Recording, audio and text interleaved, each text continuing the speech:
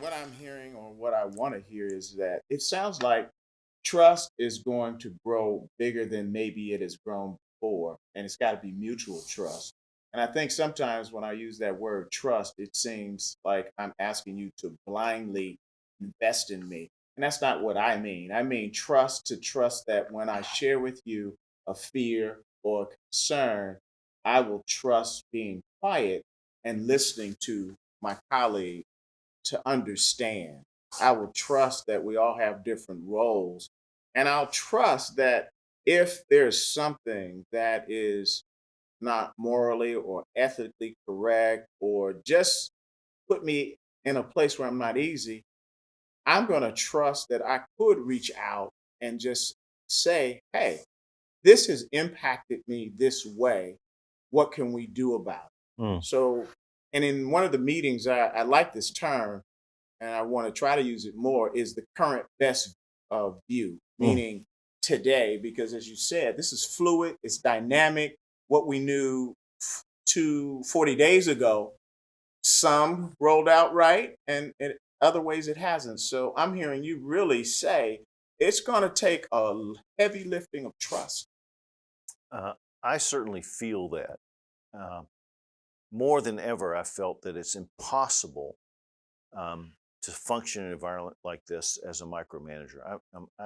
I'm not a micromanager. I wasn't born that way. Some people are wired to have high control needs. I'm not.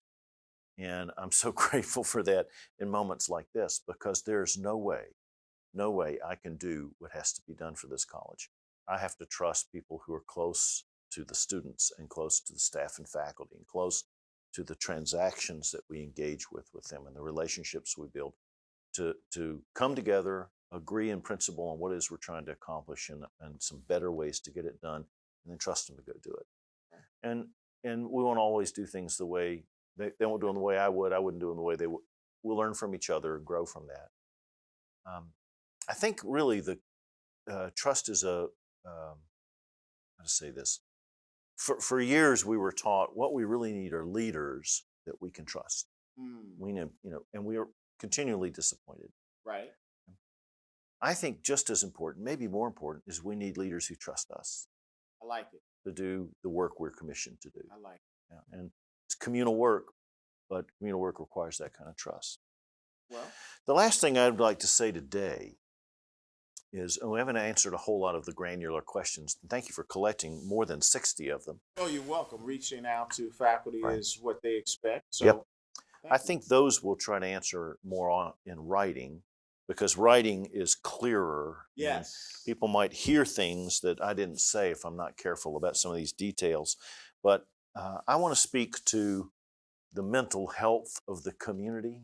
And by that, I'm not just talking about the individual responses people may be having to tragedies in their own families or fear of tragedies in their families or just the unknown, but also our collective sense of that. Okay. And so, again, we weren't made for to be in crisis for long, long periods of time. We were meant to have this flight or fight response, Mm-hmm. our cortisol chemistry in us, to deal with that saber-toothed tiger for about 2 minutes and then spend the next 3 weeks hunting and gathering Right. peacefully, right? That's the way we're made. And so now we're experiencing sustained stress, and it's not Mm-hmm. healthy for us.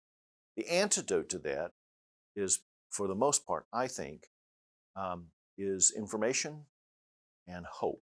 Okay. So with trust goes hope. And I think we each have to find where our sources of hope are in the information, in our family, in our relationships, in our colleagues, and so on. But I'd like to close, if you'll forgive me for this, with sharing a poem about hope. Well, Adam, I'm not going to have to worry about forgiving you. Anytime someone's talking about hope, I personally want to hear about hope. So please Thanks. end us with a poem. So this is not one of mine. This is a poem I also sent out to our students, but it's from a friend of Valencia. David White has been here more than once. He's a wonderful, amazing man and speaker and a brilliant poet. And this is one of his poems that I treasure. It's called "Everything is Waiting for You." All right. It's about hope when you feel alone. Your great mistake is to act the drama as if you were alone, as if life were a progressive and cunning crime, with no witness to the tiny hidden transgressions.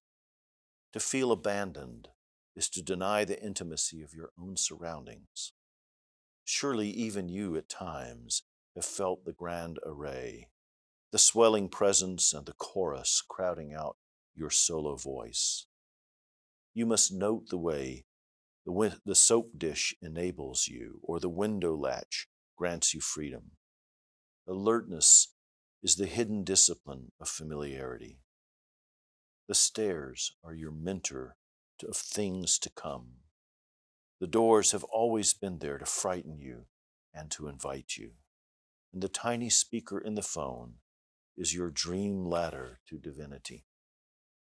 Put down the weight of your aloneness and ease into the conversation. The kettle is singing even as it pours you a drink.